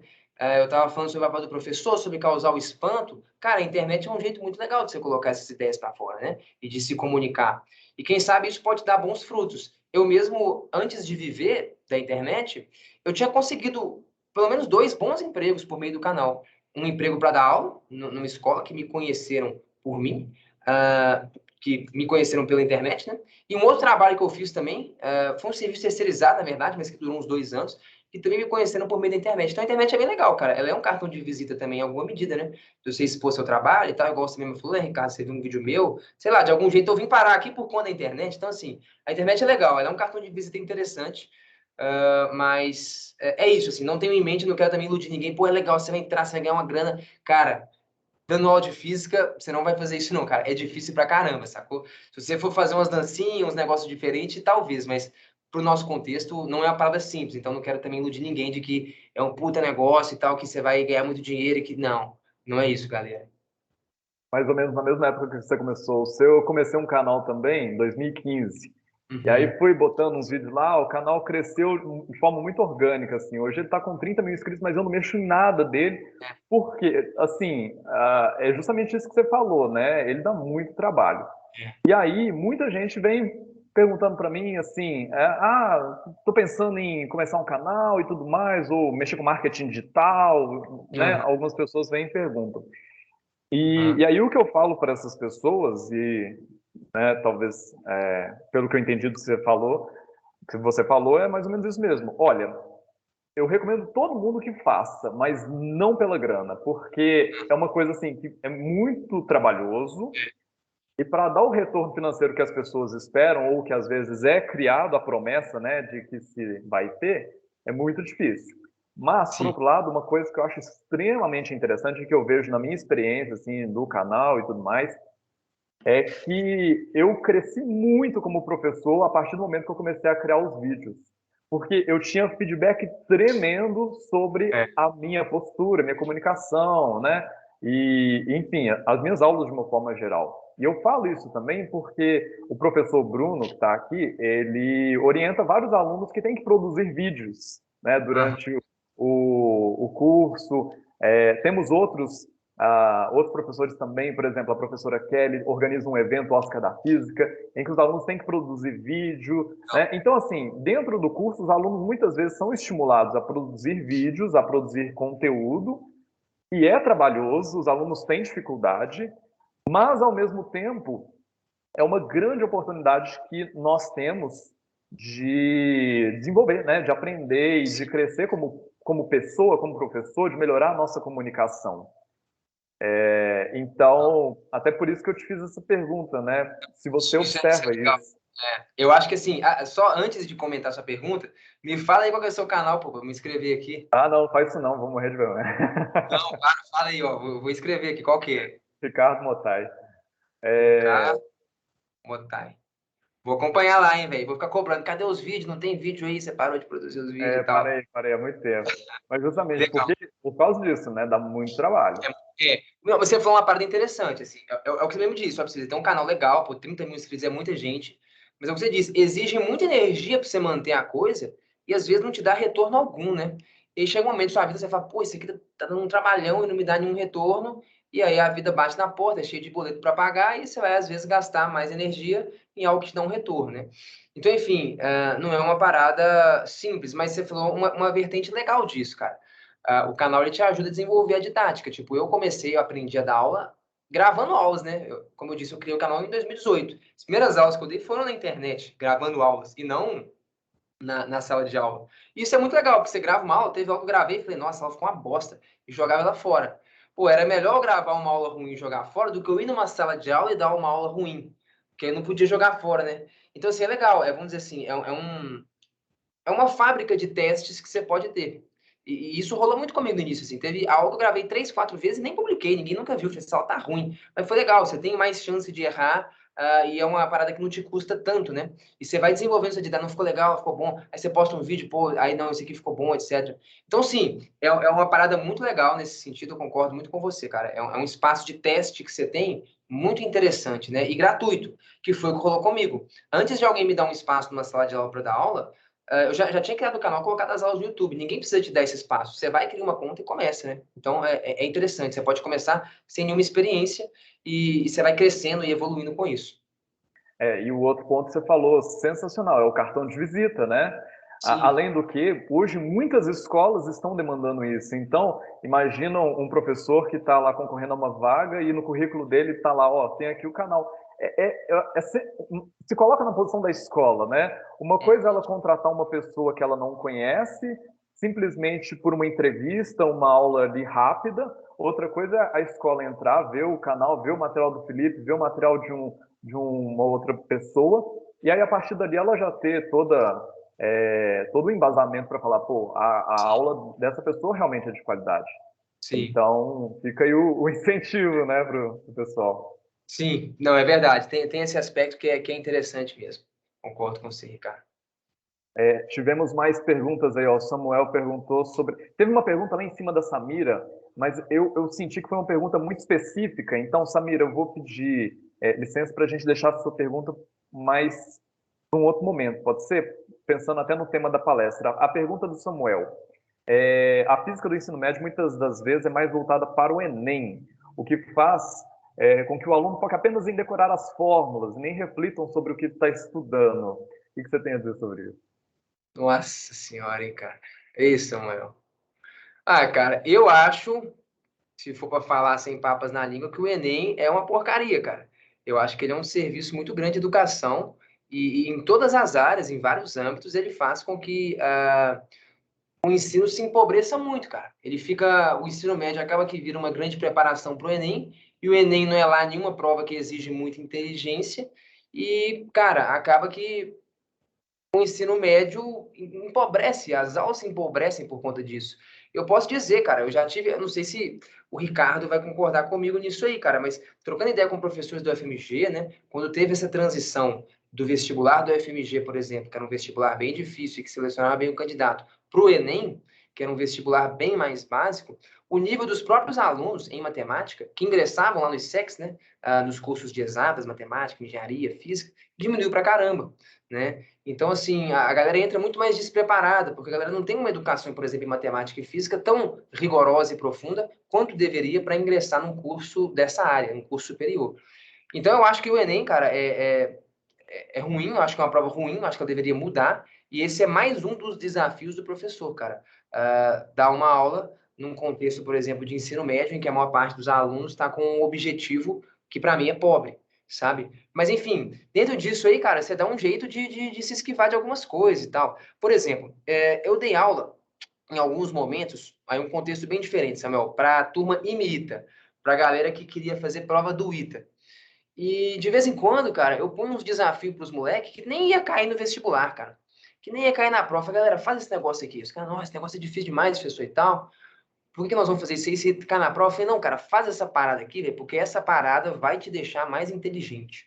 E eu fiquei macetando isso durante muito tempo nessa turma. E no final os caras sabiam, essa questão ele nem vai cair em prova nenhuma, isso aí nem está no currículo, isso aí é só para deixar a gente mais inteligente. E vários alunos ficaram mais inteligentes. São questões que fogem da ementa, fogem do currículo. Aí você tem que dar um jeito de construir, cara, alguma intimidade com a turma, de colocar uma parada e falar, cara, olha essa parada que foda, olha isso aqui que legal. Isso aqui, cara, não vai cair em lugar nenhum, véio, mas isso aqui vai te deixar inteligente pra caramba. Se você se debruçar nessas ideias, se você buscar entender elas e tal. Então, enfim, eu acho que é isso, Samuel. É buscar trazer, sim, outras coisas para dentro da sala de aula, ser sempre transparente com o aluno. Tipo assim, galera, vamos entender uma ideia que maluca aqui. Olha que legal, assim, isso aqui não vai cair em prova nenhuma. Mas entender isso aqui te deixa mais inteligente, por isso você sai na frente das pessoas, porque no fundo é sobre inteligência a parada, não é sobre decorar um monte de coisa.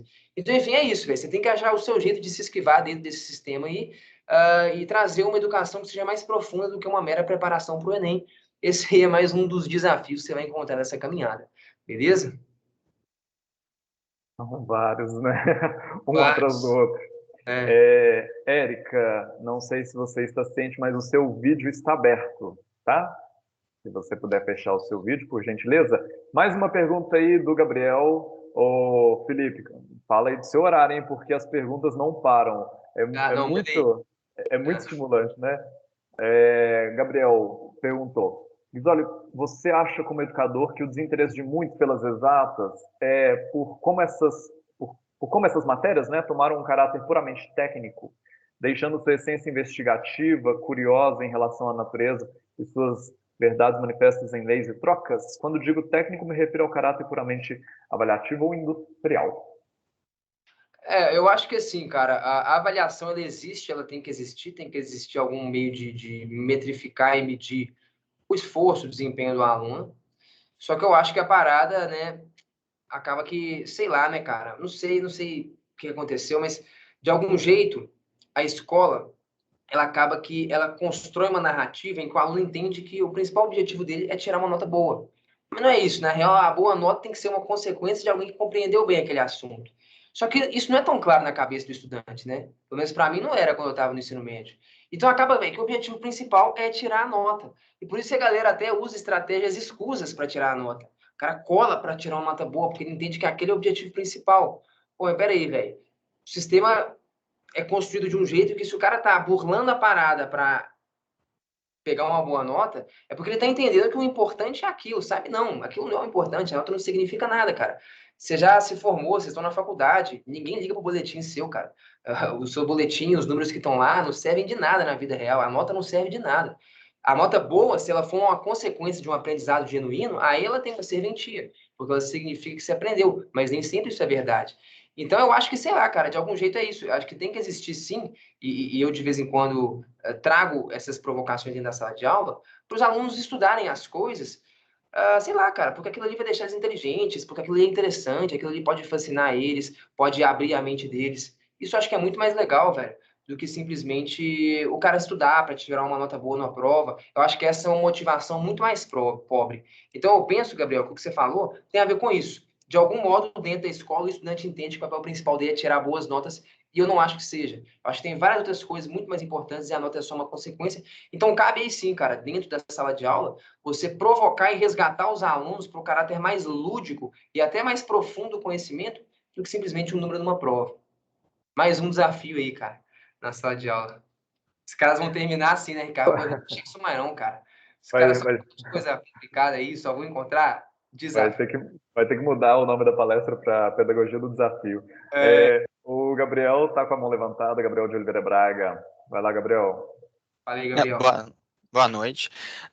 Felipe, eu tenho alguns questionamentos que, assim, ao longo de toda a sua palestra, você estava falando sobre sua experiência como professor e tudo mais, e a primeira parte dela, você mesmo disse que não é da área de licenciatura. Você foi engenheiro, depois você foi para a área de física do bacharelado. Você acha que isso prejudicou muito a sua carreira? Porque muito do que você acabou explicando, isso é dado como a base do nosso curso de licenciatura. E isso, eu estou no último período, eu vi muita gente próxima a mim ignorando todo o ensinamento que tem didática, porque fala assim, não, essas matérias de humanas pouco importa, porque eu estou aqui pela física. E E isso faz falta na hora de ser um professor, porque a parte de você tem que instigar um aluno, você tem que pensar rápido, mudar sua forma de ensinar, porque vai ter um aluno diferente em cada turma, como que eu vou montar uma aula que todo mundo preste atenção, ou então pelo menos eu consiga acessar uma parte deles. Isso a gente vê no curso de licenciatura. Você acha que você chegou num ponto que eu percebi que, assim, por mais que você não tenha tido, você estudou por fora e conseguiu entender o básico e até mais, até avançado. Você acha que se você tivesse feito a licenciatura, teria te ajudado a caminhar mais fácil? Oh, interessante, hein, Gabriel? Cara, eu acho que não. Quer dizer, não sei. Mas eu não consigo achar uma correlação direta entre as duas coisas, porque vamos lá. Eu tive vários colegas, cara, professores de física em grandes escolas, que também tinham feito a licenciatura. E muitos deles, cara, encontravam os mesmos desafios e foram aprender mesmo a parada da didática na sala de aula. Então, assim, tinha uma coisa muito interessante, por exemplo, estava dando aula lá com 20 anos, e aí tinha uma pessoa dando aula do meu lado que ela tinha 29. Ela esperou formar na faculdade para começar a dar aula e tal. E eu lembro dessa pessoa falando, cara, eu devia ter começado a dar aula muito antes. Porque uma coisa é você estudar a didática, outra coisa é você ir lá e dar uma aula. Então, existe um gap, cara, entre a experiência e a teoria que faz toda a diferença. Tanto é que, cara, eu sou um cara que estou aqui em evidência, eu sou um professor de física que não teve uma formação formal em licenciatura. Eu aprendi a dar aula do jeito que eu acho que é o melhor de todos, cara, que é o empírico, velho. Que é um dia um cara me deu um pincel e falou, velho, dá aula pra esses moleques aí, velho. Só que eu me preocupava com aquilo, eu entendia que eu estava numa posição de responsabilidade. Bicho, o que é aula? É o que eu estou construindo com vocês. Qual é o papel do professor, velho? Para que serve essa parada aqui? Tem um tanto de aluno aqui, 70 moleques me escutando. O que eu vou fazer com esses moleques, velho? Qual é o meu compromisso com eles? O que eu tenho que transmitir aqui? Cara, eu acho muito difícil alguém me ensinar isso dentro de uma teoria ou aprender isso lendo livro. Não, cara, eu aprendi isso aí fazendo aula. Foi olhando dentro do olho de 70 moleque e pensando, velho, o que eu tô fazendo aqui, velho? Por que esses moleques têm que sentar e me escutar, sendo que eu, na época do ensino médio, sentava e achava as aulas difíceis com um saco? Eu não sei, cara. Eu não acho que tem teoria, não tem livro nenhum que te ensina isso. Tão bem quanto a experiência, ou não se chega, diria que não chega nem perto do que a experiência. Então, eu acho que as coisas mais. Lógico que a teoria é muito importante, o tempo inteiro. Estou citando para vocês, Rubem Alves, Galileu. Eu me interesso por educação, eu leio sobre essas coisas. Mas, para mim, hoje, vendo e vivendo tudo que eu vivi, cara, para mim, um cara muito, mas muito estudado em educação, pedagogo, PhD, etc e tal, e um cara, velho, que tá genuinamente, velho, interessado em aprender o máximo daquele assunto e entender a melhor forma de transmitir para o aluno e tá conectado na experiência, esse cara vai ser o melhor professor. Então, para mim, o melhor professor não é o cara que tem a melhor formação em pedagogia e que tem uma pós-graduação. Não é não, cara. É o cara que tá fascinado em pegar, entender aquele assunto e tá comprometido em transmitir aquilo para o aluno. E ele vai se fazer esses questionamentos para que a transmissão seja a melhor possível. É tipo o Feynman, cara. O Feynman é um dos maiores físicos da história da humanidade e um dos maiores professores e comunicadores que a gente tem notícia. E o cara não tem formação nenhuma em licenciatura, sacou? Ele é um físico. E aí ele tem uma frase que eu acho muito interessante, que ele fala, velho, pega e estuda tudo sobre o assunto. Descobre por que você quer que o seu aluno aprenda aquilo. O jeito de ensinar sai mais ou menos por senso comum. Então, para mim, cara, fez muito mais diferença em transmitir conhecimento, fez muito mais diferença eu pegar, cara, eu vou ensinar relatividade para esses moleques. Pô, beleza, eu vou me dar todos os artigos. Einstein, 1905. On the Electrodynamics of Moving Bodies. Artigo original dele lá de 1905. Falei, meu irmão, eu não vou lá ensinar essa parada pros moleques enquanto eu não ler esse artigo 200 vezes e entender o que o cara fez. E li mais uma cacetada de coisa. E, meu irmão, não fiz licenciatura nenhuma não, velho. Mas eu peguei e descasquei as 8, 12 páginas do artigo do Einstein, horas e horas e dias, e li uma cacetada de coisa. Falei, meu irmão, eu não entro para dar aula disso enquanto eu não tiver entendido 100% dessa parada. E quando eu entendi 100% da parada, falei assim, pô, massa, eu já sei como é que eu vou ensinar, velho. Não interessa, didática, pedagogia, eu vou chegar pros moleques, vou mandar um questionamento e vou indagar eles nisso, e vou provocar uma reflexão, e vou apresentar esse paradoxo, e vou deixar a galera pirada. Eu vou arrancar deles o espanto. Meu irmão, eu acho que a parada do espanto, velho, ninguém te ensina. Você não aprende isso em nenhuma teoria, nem lê no livro, cara. É na prática, é no contato com o aluno. Para mim, ser professor é isso, cara. Ser professor é a arte do encontro. Você esbarrou com o aluno, você olha no olho dele, você conhece um pouquinho dele, você fala, cara, tem um negócio que eu posso colocar aqui, velho, que vai deixar esse moleque maluco, velho. Ele vai se espantar, ele vai se fascinar. Sacou? Isso aí, cara, não tem nenhuma educação formal que proporciona isso, na minha opinião. E eu digo isso porque eu conheço vários colegas, excelentes profissionais, que se formaram em licenciatura, etc e tal. Mas, enfim, cara, a educação formal não proporciona isso não, cara. O Feynman, pô, um dos maiores comunicadores da física, não teve educação formal para se comunicar. Então, enfim, respondendo então agora, concluindo a sua pergunta, eu acho que não, cara. Eu acho que a educação formal, ela é muito importante. E vocês estão passando por ela aí, né? Mas ela é a parte menos importante se você for olhar o processo como um todo. Ela tem uma importância muito grande, mas você vê que daqui a alguns anos, cara, ela vai ter uma importância legal, ela vai te colocar no mercado de trabalho, mas o que vai te fazer um bom professor, cara, não é isso não, cara. Isso aqui é só o start, é o pontapé inicial que te joga na parada. Então, Felipe, assim, ser muito Mais sincero com você. manda Eu aí. concordo 100% com o que você disse, tanto que isso é algo que eu falava na própria faculdade, porque desde o terceiro período eu faço estágio, eu ia na escola e não sei o que, eu fiz PIBID, que vai ser a palestra de amanhã, Legal. PIBID, residência pedagógica, participei de vários grupos. Eu sempre tentei levar para o pessoal que estava estudando comigo, de tipo assim, mano, vamos sentar, vamos dar aula, não sei o quê, e as pessoas ficam focadas no curso de licenciatura em, não, vou formar e vou dar aula depois, igual o próprio exemplo que você deu de 29 anos, do cara de 29 anos. Eu tô vendo muita gente no chat falando assim, não, isso daí tá certo, não sei o quê, só que assim, quando eu tentava levar essa visão de que eu estava dentro de sala, estava tentando aprender, porque a minha trajetória é parecida com a sua, sabe? Eu vou pegar, vou estudar a aula quando eu estiver dando aula. Não, vou ler Paulo Freire, tanto que eu também nunca li. Eu estou pegando para ler agora. E assim, a experiência é o que molda a gente. O que falta, isso é uma crítica que eu já fiz muito ao próprio curso de licenciatura, é de vamos colocar as pessoas para poder questionar a forma que a gente está dando aula, até os próximos professores, que a gente tem um monte de professor diferente, cada um dá uma aula diferente, e se fosse um pouco aberto dos próprios alunos questionarem o professor, tipo assim, não gostei um pouco desse tipo de aula, do outro, a gente poderia chegar no consenso e tal, porque ou então colocar a gente para dar aula para a gente mesmo. Tem uma ou outra dinâmica assim que existiu, mas só que é muito fraca no nosso curso.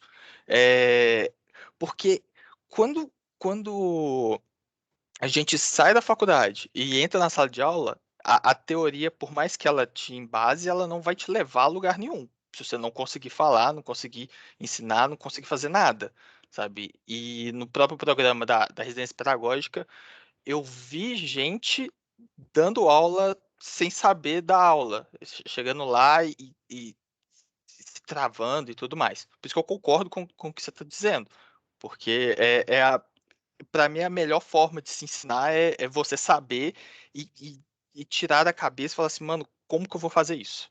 Sabe? Ô, Mas eu Gabriel, acho que, tipo assim, Gabriel, a só, ideia... só para a gente alinhar aqui, tem muitas perguntas, como disseram aí no chat, o capacete está explodindo, mas a gente tem um limite aqui de horário, porque tem uma aula logo em seguida.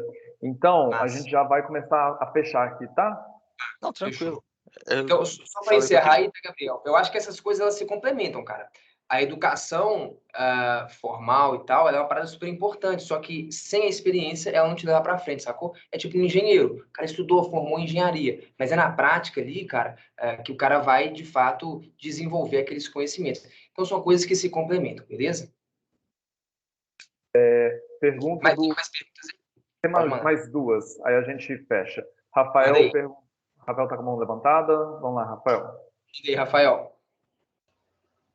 Boa noite. Eu queria agradecer a palestra, uma fala muito assim, empolgada, né? E esse entusiasmo eu acho que é uma coisa muito importante na figura do professor, porque é a partir disso que ele vai cativar os alunos a se interessar e tal, essas coisas, né? Então, assim, parabenizando de novo. Vocês comentaram agora mesmo sobre o Enem, e aí pensando um pouco nisso, eu queria saber se você está ligado nas questões relacionadas à mudança do ensino médio, né, que vai culminar na mudança do Enem. E aí eu queria saber um pouco sobre a sua opinião sobre isso, né? Lógico que se você tiver por dentro disso e tal. A gente passou, ao longo desse semestre, assim, foram várias palestras falando sobre esse assunto, porque ele impacta na nossa formação diretamente, né? E, assim, no nosso futuro como profissional na área de educação. Obrigado mais uma vez. Massa, Rafael. Valeu, cara. Prazer. Obrigado pela pergunta. E essa eu vou ficar te devendo. Essa, na verdade, eu tenho que aprender com vocês, cara. Eu tô em dívida de sentar e ler um pouquinho sobre essas mudanças no ensino médio. Elas estão no meu radar, eu tô ligado que elas estão rolando, mas eu não parei e sentei para ler sobre isso. Então, essa eu vou ficar te devendo. Inclusive, aí, ó, Ricardo, se tiver mais coisa e palestras sobre isso aí, cara, sobre mudança no ensino médio, pode me convidar, que vai ser um prazer aí participar e aprender um pouco aí com vocês. Demorou? Maravilha. Essa pergunta foi, assim, foi a que mais apareceu. Apareceu aqui 2 perguntas no chat, Rafael fez ela também. Vou ficar devendo assim. Só essa aí vocês que tem que me responder, né? Essa vai ficar com a pulga atrás da orelha. Exatamente. Muito bom. Felipe, a gente vai encerrar, então. Mais uma vez, assim, agradecemos demais, né? Foi sensacional. Eu meço o quão bom foi uma palestra pelas perguntas que surgem no final. Então, quanto mais perguntas, quanto mais participação, mais empolgante, mais interessante foi. Em geral, o pessoal da física, o pessoal aqui do curso de licenciatura em física, é super engajado. Eles comentam, eles perguntam, mas dessa vez, para mim, foi além do normal, né? Além do normal. E aí, fechando aí com um poema que você recebeu, olha só, recebeu de um fã aí, o Alisson mandou: Felipe Ghisoli, você é minha religião. Se Felipe Ghisoli é o pé, eu sou o chão. Se ele é o oxigênio, eu sou o pulmão. Ronaldinho Gaúcho da Física, diz o Guilherme. Obrigado, viu, Ricardo, pelo espaço aí. Obrigado a todos. Qualquer parada aí que vocês forem fazer na física, vai ser um prazer participar. Enfim, futuros convites para transmitir aí alguma coisa de legal, uma energia legal aí para a galera que está se formando. Vai ser um prazer estar junto. Agradeço mesmo o convite, o espaço. E se me der um minutinho aqui, posso falar aqui rapidinho para encerrar? Claro. Não sei se ficou meio mal compreendido sobre aquela fala do Gabriel. Só o seguinte, galera. Eu acho que a formação de vocês é super importante, tá? Vocês estão gastando uma energia aqui que é importante demais, cara. E aprendendo até coisas, velho, que eu não sei, na real. Mas a grande questão, velho, é que na prática, quando você começar a dar aula, e essa conexão, que às vezes é difícil de fazer, que vai, de fato, formar vocês bons professores. Vocês já devem ter visto aí, todo mundo sempre já teve algum professor que teve uma excelente formação e, às vezes, não transmitia tão bem a coisa. Então, a conexão entre teoria e prática que é a parada. Então, é isso, assim, não diminuam o que vocês estão fazendo aí agora, né? Isso tem um papel importante pra caramba. E, como disse, é o pontapé inicial, cara, para você dar sequência nas palavras ali. Eu fiz um processo inverso que foi até mais sofrido. Me jogaram numa sala de aula e eu fui descobrir o que era dar aula. Enfim, acabou sendo produtivo, mas poderia não ter sido, né? Então é isso. E, mais uma vez, agradecer aqui o espaço de verdade. Fico feliz aí de ter impactado aí positivamente vocês. E espero que realmente isso possa ser uma faísca aí, velho, nessa jornada da docência, de dar aula, que tem diversos desafios, como a gente colocou, mas também é muito prazeroso. Se não fosse, a gente não estava aqui, né? Então, enfim, espero que vocês possam carregar isso como um motivador na trajetória de vocês. Muito obrigado. Valeu demais. Tem vários agradecimentos, elogios aí no chat. Obrigadão, Felipe, mais uma vez. Sucesso para você. Galera, quem não segue ainda o Felipe nas redes sociais, está perdendo tempo, já segue aí. Muito obrigado. Valeu, pessoal. Valeu, gente. Tchau, tchau. Amanhã tem mais Semana da Física, como o Bruno bem falou aí. Tamo junto. Até a próxima.